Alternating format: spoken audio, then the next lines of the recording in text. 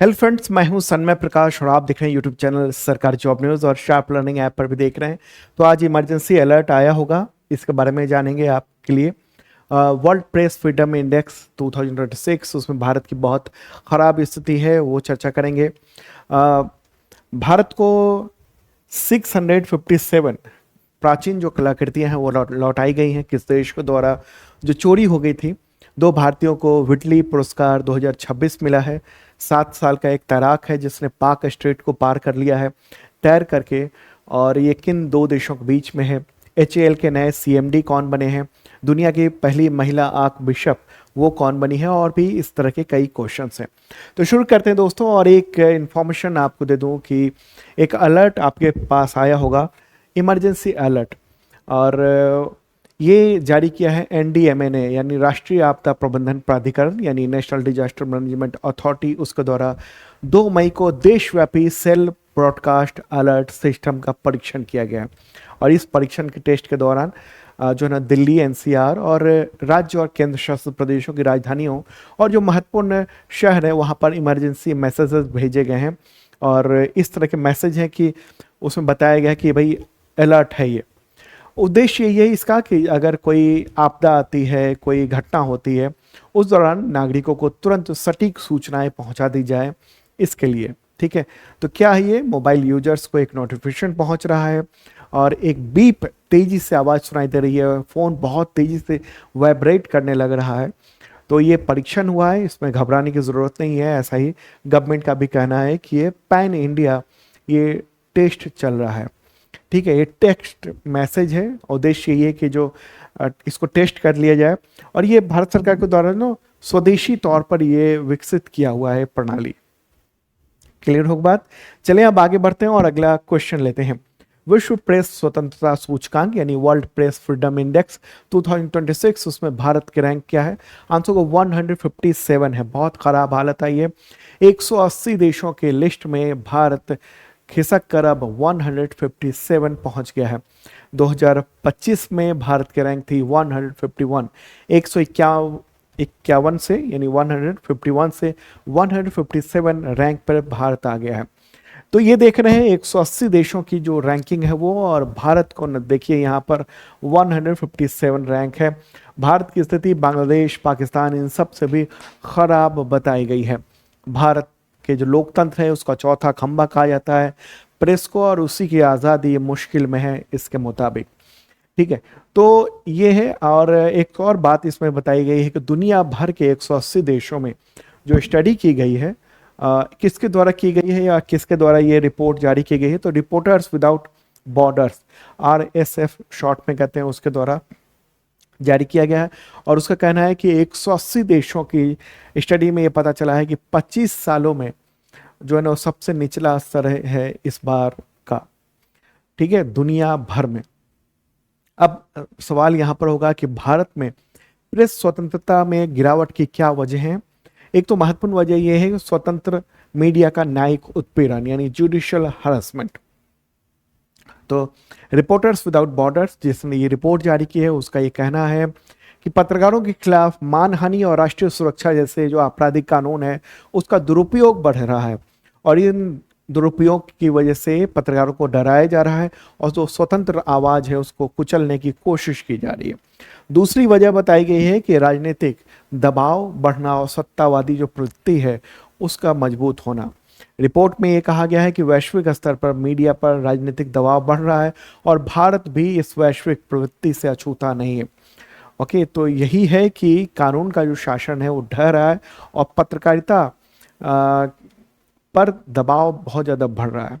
Okay, तो ये डराने की कोशिश सरकार के द्वारा या सत्ता के द्वारा ये अलग अलग जगहों पर होती है और भारत में भी ये देखने को मिल रही है। ठीक है, तो अगर हम देखें कि भारत के पड़ोसी देशों की क्या स्थिति है, नेपाल में कुछ बेहतर है, 87th रैंक है। श्रीलंका की 134 है, भूटान की 150 है, बांग्लादेश की 152 है, पाकिस्तान की 153 है, चाइना का बहुत ख़राब हालत है, 180 में 178 रैंक है, अफगानिस्तान का 175 है और भारत का 157 रैंक इस बार ये आई है। तो ये क्या है, ये जो रिपोर्ट आती है वो वर्ल्ड प्रेस फ्रीडम इंडेक्स, ये एनुअल रिपोर्ट है और ये गैर सरकारी संगठन है, रिपोर्टर्स विदाउट बॉर्डर्स उसके द्वारा जारी किया जाता है, शॉर्ट में उसको RSF कहते हैं। ठीक है, तो इसमें कई चीज़ों के आधार पर तय किया जाता है इसमें। जैसे ये देखिए जो रिपोर्ट है भारत की 2026 में 157 और 2025 में 151 था। तो इसमें क्या पॉलिटिकल इंडिकेटर देखा जाता है, मतलब राजनीतिक जो कंस्ट्रक्ट मतलब संदर्भ वो कैसा है। ठीक है, कानूनी ढांचा क्या है, legal indicator, economic indicator, social indicator और सिक्योरिटी इंडिकेटर, इन सब के आधार पर यह तय किया जाता है कि किस देश की जो रैंक है वो क्या है, वहाँ के प्रेस कितना स्वतंत्र है। हालांकि भारत सरकार पिछले कई सालों से इस रिपोर्ट को खारिज करती रही है, कहती रही है कि ये सही आकलन नहीं करता है, हमारा सही जो नज़रिया है वो पेश नहीं करता है ये संगठन। और ये हमेशा पिछले 3 4 5 सालों से देख रहा हूँ मैं कि सरकार खारिज कर रही है कि ये सूचकांक हम नहीं मानेंगे, ये गलत है। अगला क्वेश्चन है कि विश्व प्रेस स्वतंत्रता सूचकांक 2026 में कौन सा देश टॉप पर है। नंबर 1 तो है नॉर्वे। ठीक है, नॉर्वे नंबर 1 स्थान पर है पिछले कुछ सालों से लगातार। और इसमें टॉप 10 अगर देखिए, नंबर 1 नॉर्वे हो गया, दूसरे स्थान पर नीदरलैंड है, तीसरे पे एस्टोनिया, चौथे पे डेनमार्क, फिफ्थ पे है स्वीडन, सिक्स पे है फिनलैंड, सेवन्थ पे है आयरलैंड, एट्थ पर स्विट्जरलैंड, नाइन्थ पे लग्जमबर्ग है और 10th पे पुर्तगाल है। ठीक है, ये तो टॉप 10 देश देख लिया आपने। अच्छा, अमेरिका का कितना है, 55वां रैंक है, यूनाइटेड किंगडम का 23वां रैंक है, फ्रांस का 21वां है, जर्मनी का 10वां रैंक है। ठीक है, पुर्तगाल के साथ साथ उसका भी। ओके, इसमें अगर हम जर्मनी को देखेंगे, सॉरी जर्मनी का जो है वो 14वां अंक ये देख रहे हैं हम। ठीक है, तो ये है इंपॉर्टेंट बात। चलिए अब आगे बढ़ते हैं, अगला क्वेश्चन लेते हैं। किस देश ने भारत को $14 मिलियन मूल्य की 657 प्राचीन और दुर्लभ कलाकृतियां भारत को लौटाई हैं। आंसर का इसका संयुक्त राज्य अमेरिका। अमेरिका ने भारत को लौटाई हैं पिछले कुछ सालों में और लेटेस्ट अभी भी लौटाई गई हैं। ठीक है, तो ये है अभी हाल में भी लौटाई गई हैं। 19 वस्तुएं लौटाई गई हैं। 28 अप्रैल 2026 को मैनहट्टन के जिला अटॉर्नी ने एक समारोह के दौरान भारत के जो महावाणिज्यिक दूत हैं राजलक्ष्मी कदम, उनकी उपस्थिति में लौटाए गए हैं। और पिछले कुछ सालों में टोटल 657 टोटल जो है ना वो प्राचीन दुर्लभ और कलाकृतियां, ये टोटल की संख्या अगर कहें तो वो है। ये सब भारत से चोरी करके ले गई थी। और एक इंटरनेशनल तस्कर है सुभाष कपूर और नैन्सी वीनर, तो उसी के आपराधिक गिरोह के जांच के दौरान इन कलाकृतियों को बरामद किया गया है। कई सारी कलाकृतियां हैं, एक फोटोग्राफ भी देख रहे हैं आप इसमें। तो इस तरह के कई कलाकृतियां हैं जिनको ले जाया गया था चोरी करके। अगला क्वेश्चन लेते हैं, उससे पहले आपको बताऊं कि इसका PDF अवेलेबल है इस वीडियो के डिस्क्रिप्शन में, या फिर आप शार्प लर्निंग ऐप पर भी डाउनलोड कर सकते हैं। और वैसे अगर आप करंट फोर्स की शानदार तैयारी करना चाहते हैं तो मेंबरशिप बैचेज ले सकते हैं। एक बेसिक मेंबरशिप बैच है जो कि SSC, टीचर, रेलवे, पुलिस इन सब के लेवल का है, और दूसरा IPSS लेवल का जो कि UPSC, स्टेट PCS इन सब के लेवल का है। और इसमें मिलता क्या है, आपको अगले 365 दिनों तक करंट फोर्स का अपडेट मिलेगा और पिछले भी 2 सालों के कंटेंट मिलेंगे। और इसमें आपको वीकली, मंथली, क्वार्टरली, ईयरली मिलता है। खासतौर पर डेली का करंट फोर्स तो यूट्यूब पे भी होता है और PDF भी, लेकिन जो PDF है ना वीकली, मंथली, क्वार्टरली, ईयरली, ये केवल ऐप पे मिलता है जिन लोगों ने ये बैच लिया हुआ है वो। तो खासतौर PDF मिलेगा कई तरह के, वन लाइनर, MCQ नोट्स होता है, हिंदी इंग्लिश दोनों में अलग अलग, और मॉक टेस्ट ये बहुत ही महत्वपूर्ण है आपके लिए। और कुछ एग्जामिनेशन टेस्ट सीरीज भी देते हैं इसके ज़रिए, तो ज्वाइन कर सकते हैं आप। और इसका फीस बहुत ही मामूली है। आप ज्वाइन करना, शार्प लर्निंग ऐप डाउनलोड करना गूगल प्ले से। अगला क्वेश्चन होगा, गुजरात का स्थापना दिवस कब मनाया जाता है। तो 1 मई को मनाया जाता है और 2026 में 66वां स्थापना दिवस बताया जा रहा है। और इस बार की जो थीम है वो है, क्या है थीम, ये है, हाँ, गर्वित गुजरात, विरासत से विकास तक। ठीक है, तो ये है इस बार की जो थीम है वो। ओके, देखिए 1 मई 1960 को, ठीक है, 1 मई 1960 को बॉम्बे राज्य से अलग करके गुजराती भाषा राज्य बनाया गया था। और तो ये उसी की याद में है। और पहले मुख्यमंत्री बने थे जीवराज मेहता। अगला क्वेश्चन, किन दो भारतीय संरक्षणवादियों को विटली पुरस्कार 2026 से सम्मानित किया गया? आंसर होगा कौन, क्या? बरखा सुब्बा और परवीन शेख, इन दोनों को ये अवार्ड जो है वो दिया गया है। और इसको ग्रीन ऑस्कर के नाम से भी जाना जाता है। ठीक है, तो ब्रिटेन में स्थित एक चैरिटी संस्था है विटली फंडर फॉर नेचर, तो उसी के द्वारा ये अवार्ड जो है वो दिया गया है, मतलब काम करने के लिए शानदार ढंग से। ठीक है, तो कई और भी देशों के दिए गए हैं, लेकिन दो भारतीय हैं, बरखा सुब्बा और परवीन शेख। ओके, तो देख लेते हैं कि परवीन शेख ये रही, इनको क्यों मिला है। मूलतः ये महाराष्ट्र की रहने वाली हैं। परवीन जो है वो बॉम्बे बास्केटबॉल सोसाइटी, उसके साथ वैज्ञानिक रूप से भी जुड़ी हुई हैं। क्यों मिला है ये? तो विलुप्त प्राय जो इंडियन स्कीमर है, जो पक्षी है जिसकी देख रहे हैं आप चोंच लाल और पीले कलर की लंबी सी चोंच है, तो उसके संरक्षण के लिए दिया गया है। चंबल नदी के किनारे स्थानीय समुदाय के साथ मिलकर इन्होंने घोंसलों के स्थल, उसकी रक्षा, इस सब का काम किया, और इसी के लिए इनको ये अवार्ड जो है वो दिया गया है। दूसरा नाम है बरखा सुब्बा, ये दार्जिलिंग स्थित federation of societies for environmental protection यानी FOSEP उसकी वैज्ञानिक सलाहकार हैं। तो इनको जो है हिमालय जो सैलामेंडर है उसके संरक्षण के लिए दिया गया। काली सी दिख रही है, छिपकली जैसी दिखती है, इसको हिमालयी न्यूट भी कहा जाता है। तो ये एकमात्र भारत की दुर्लभ और प्राचीन उभयचर जीव कहा जाता है इसको। तो इसी के संरक्षण के लिए ये अवार्ड इनको दिया गया है, विटली। आगे बढ़ते हैं। अगला क्वेश्चन है कि 7 वर्षीय तैराक ईशान ने भारत और किस देश के बीच में पाक स्ट्रेट को पार करके बहुत कम उम्र में एक नया वर्ल्ड रिकॉर्ड बना लिया है?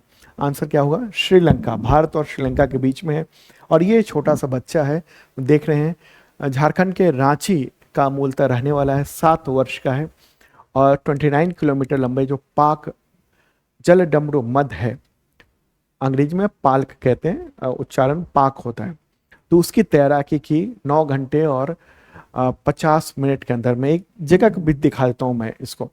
ठीक है, ये प्यारा भारत है अपना, और ये भारत और जो श्रीलंका है ना, यहाँ पर इसके बीच में पाक स्ट्रेट है। ठीक है, तो मैं, हाँ, ये जूम करते हैं इसको, और ये देखिए इसको और भी थोड़ा बड़ा करके देख लेते हैं। तो ये देखिए यहाँ किस तरह, कहाँ पर है लोकेशन, ये देख रहे हैं ना, तमिलनाडु के हिस्से और इधर श्रीलंका, इन दोनों के बीच में ये वाला जो हिस्सा है वो पाक बे कहा जाता है। ओके, पाक बे, और ये पाक स्ट्रेट कहा जाता है। तो यहीं से यहाँ की जो दूरी है ना, वो तैर कर पार की इस बच्चे ने। 7 साल का जो ईशान है उसने 9 घंटे और 50 मिनट ये तैरता रहा, और इस दौरान वो वर्ल्ड रिकॉर्ड इसने बनाया है। श्रीलंका के तलाई मन्नार से भारत के धनुषकोडी तक उसने तैरते हुए ये सफ़र तय किया 30 अप्रैल को, और इस उपलब्धि के लिए उन्हें यूनिवर्सल रिकॉर्ड फोरम के द्वारा सबसे कम उम्र और सबसे तेज पार्क स्ट्रेट तैराकी का वर्ल्ड रिकॉर्ड का प्रमाण भी दिया गया है।